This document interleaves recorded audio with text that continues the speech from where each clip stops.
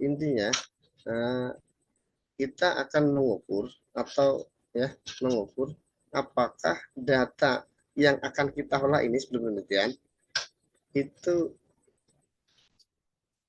berdistribusi normal atau tidak berdistribusi normal ya. Nah ini contohnya, saya kasih lihat. Ini data yang normal ini ya. Jadi misalnya ini kurvanya ya. Misalnya gini deh, misalnya ada sebuah nilai rapot misalnya gitu ya. Sebuah nilai rapot itu misalnya ada siswanya 10 orang. Ya. Misalnya gini.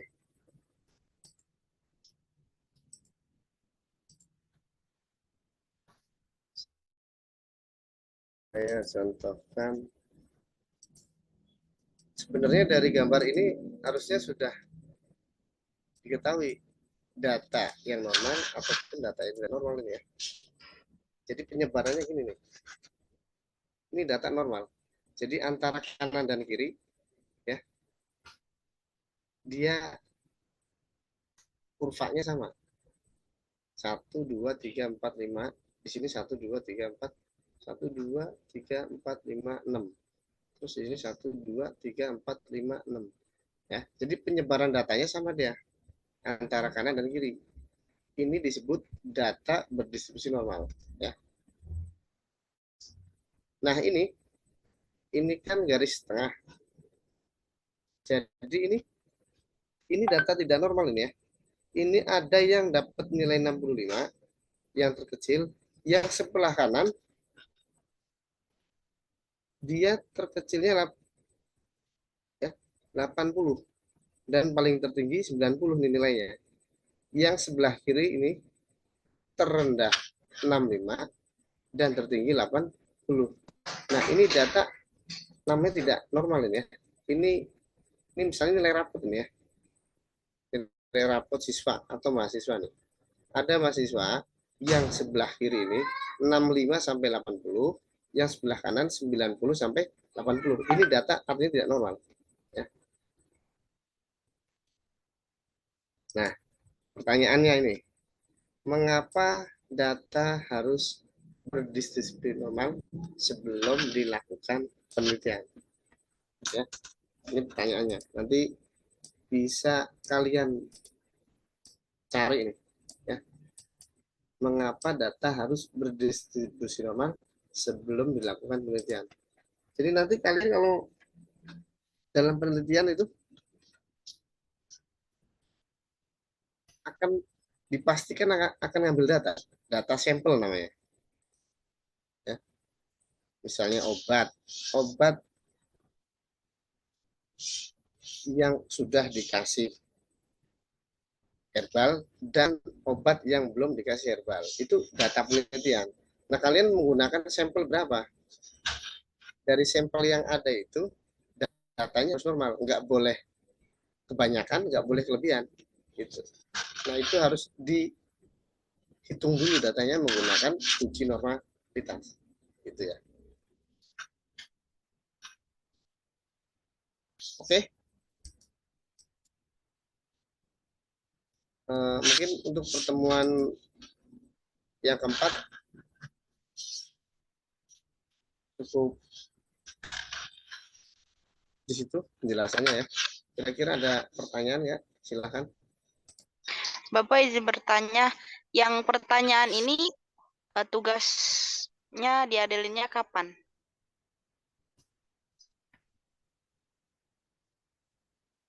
Pak.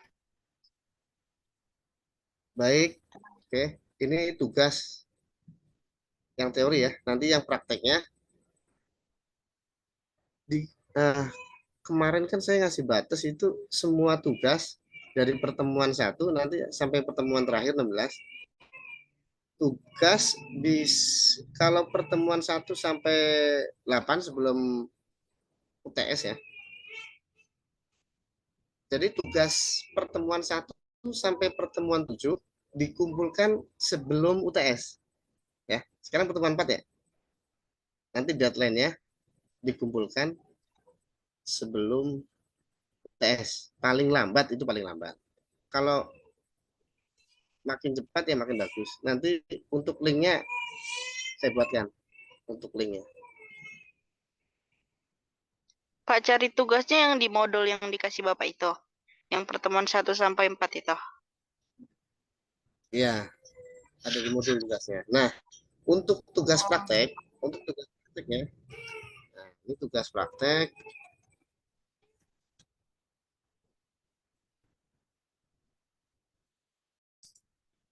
Tugas praktek itu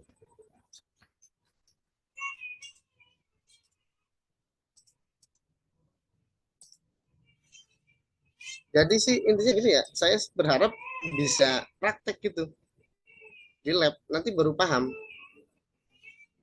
Intinya kalian akan paham ketika waktu praktek deh gitu. Kalau teori Iya, itu Pak, betul. masih ngambang kalau teori. Nanti kalau udah praktek atau minimal ngeliat modul, nanti akan paham. Kalau masih teori itu agak kurang dipahamin.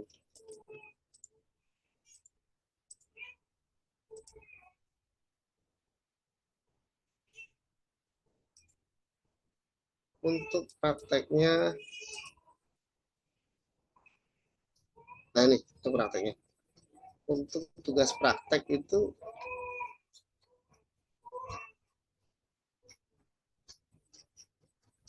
berarti latihan keempat. Nah ini,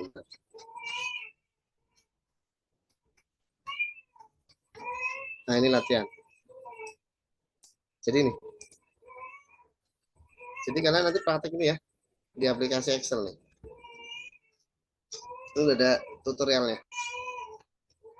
Ini data tadi yang diambil ada 20 sampel ya. Ada 20 sampel yang diambil dari data penelitian. Jadi 20 sampel data. Nah ini. Nanti kalian praktek ini. Ya. Nah, ini hipotesa atau hasilnya ya. Jadi ini sampel yang diambil 20 ya. N sampel itu jumlah sampel, min itu rata-rata. Nilai rata-ratanya.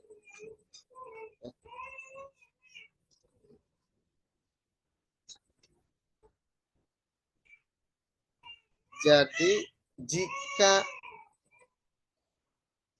DN ini ya, DN ini jika nilai hitung ya lebih, nanti yang jadi menentukan data berdistribusional atau tidak ini. Jika nilai T hitung atau nilai hitung yang dari Excel lebih kecil dari nilai tabel, ini KS tabel, maka data berdistribusi normal. Nah, nanti dilihat hasilnya ya, hasil prakteknya. Ini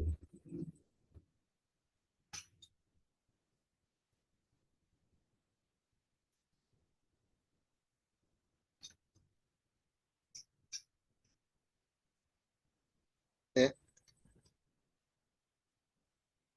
dari nilainya dia yang KS hitung 0,1 ya sebelum rokok, berarti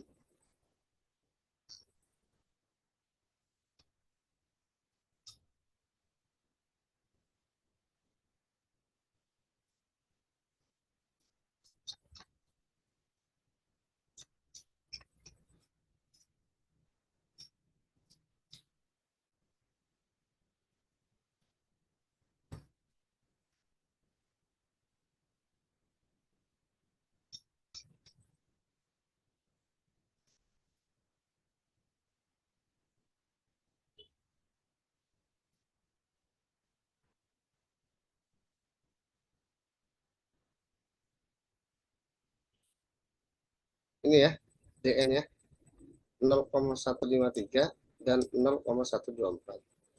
Jadi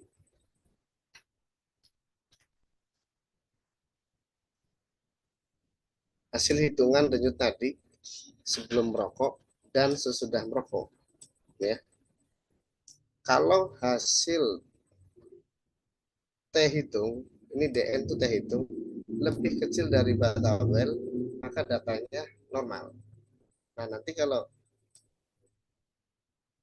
jika T hitung atau nilai hitung lebih besar daripada nilai tabel, itu berarti datanya nggak normal. Nah, kalau data nggak normal, berarti disarankan nggak boleh. Nanti kalau datanya salah, gimana nanti hasil penelitiannya, begitu ya. Jadi data sebelum diolah itu wajib data harus normal dulu gitu. Logikanya begini ya, kita mau melakukan data penelitian. Nah, data yang kita ambil aja salah. Lagi menanti hasilnya, pasti salah. Jadi sebelum dilakukan penelitian, data harus diuji normalitas namanya. Apakah data tersebut bersifat normal atau tidak. Itu ya.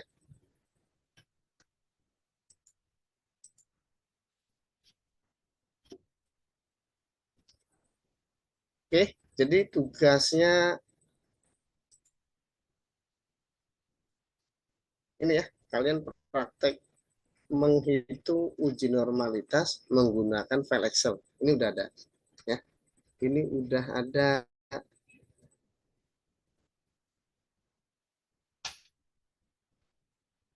tutorialnya. Jadi nanti kalian tinggal praktek aja ngikutin ini ya. Tinggal buka file Excel.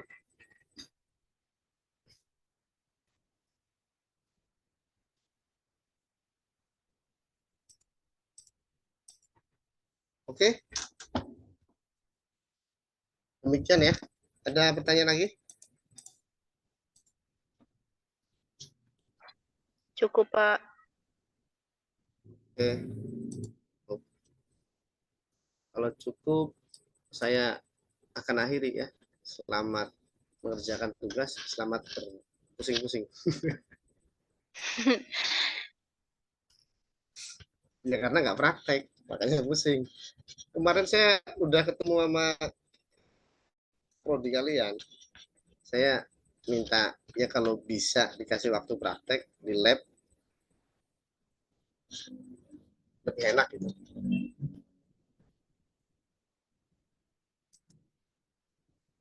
Coba nanti koordinasi aja PC ya, penanggung jawab kelas. Kalau emang mau praktek, silahkan kapan. Kalau enggak ya apa-apa. Paling kalau enggak ya saya cuma nunggu hasil hasil praktek mandiri kalian ya. Yang penting saya udah ngasih tutorialnya ini. Nanti untuk lebih jelas kalian buka-buka aja YouTube. Lihat cara menghitung uji normalitas. Ya, ini juga tutorial nggak ada.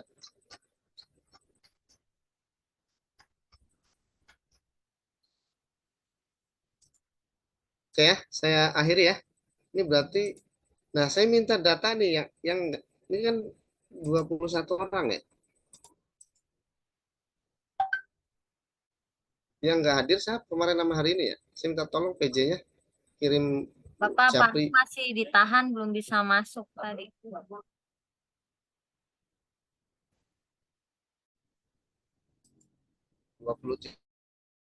orang.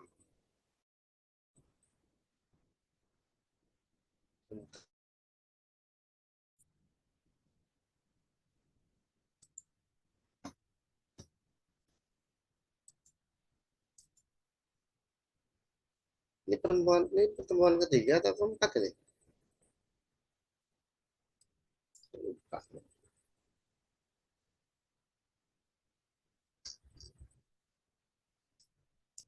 Ini 23 orang ya. Total ada berapa mahasiswa? 22, Pak. Oke, berarti pas nih ya, udah dua sama saya kan ini ya. Nah, data Excel, data Excel mahasiswa.